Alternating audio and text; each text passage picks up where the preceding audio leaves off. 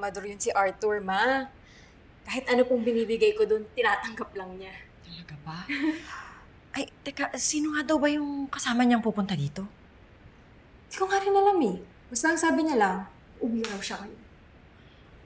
Okay lang ba? Oo. Ayan na ata sila, anak.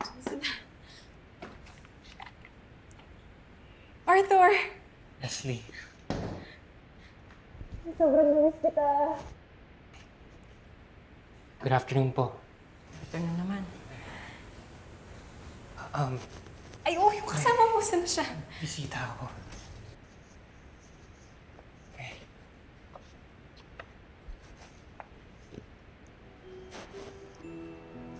Hello.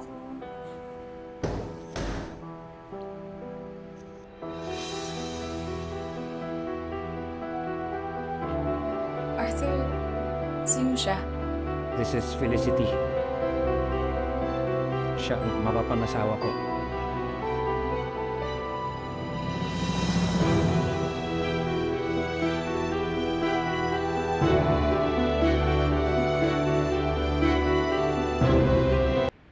Sige, maghahanda muna ako ng mesa, ha?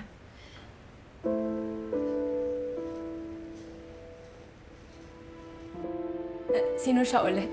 This is Felicity. Siya ang mapapangasawa ko, Leslie. Hi, Leslie. I'm glad to meet you. Totoo nga ang lahat ng sinabi ni Arthur. Maganda ka at mabait.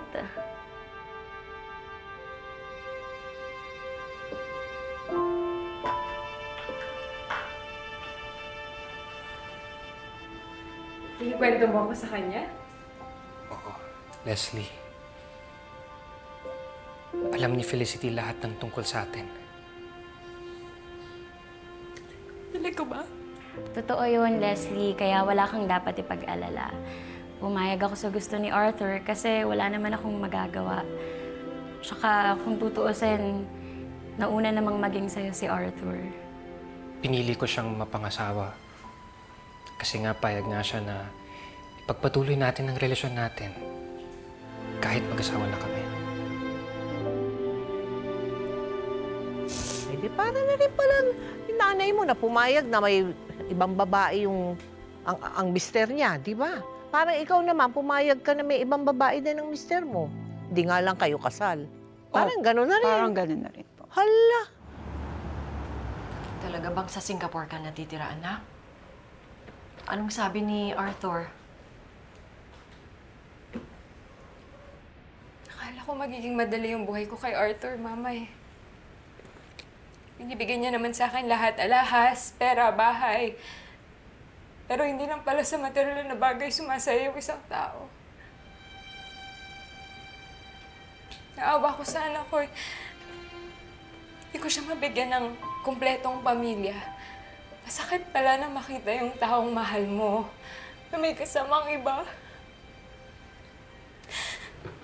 Di ko kaya pamahid ako kasing tapang mo. Hindi naman ako naging matapang, anak eh. Naging bulag, pipi at bingi lang ako. Kaya wag mo akong gagayahin, ha?